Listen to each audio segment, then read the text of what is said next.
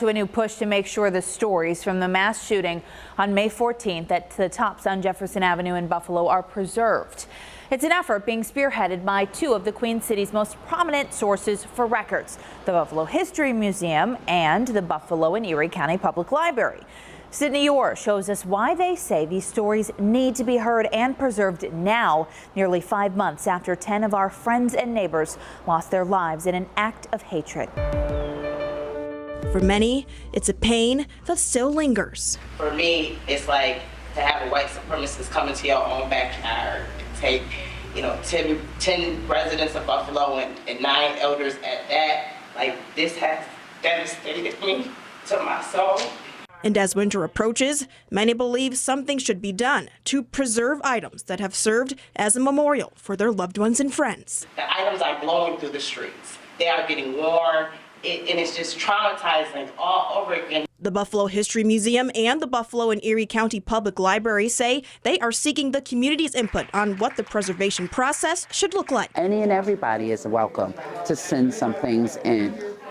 Give a little bit of history of the item. Maybe you had some connection to some of the lives that were lost, or you were a person that was there.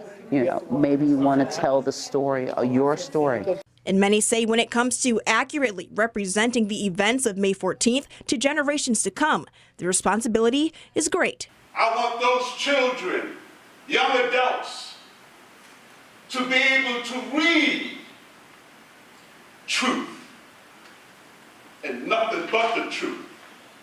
So help us, God.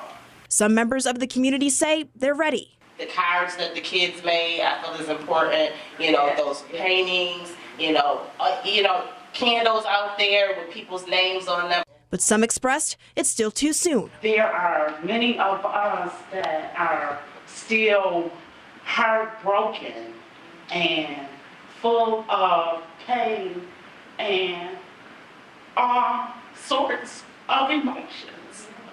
Project organizers say they did meet with the relatives of the victims privately and say while they have the family support, they hope to move forward with the community in mind as well. Let them come in at their own time and dictate how this should go so that everyone is respected. Sydney Orr, 7 News, Buffalo.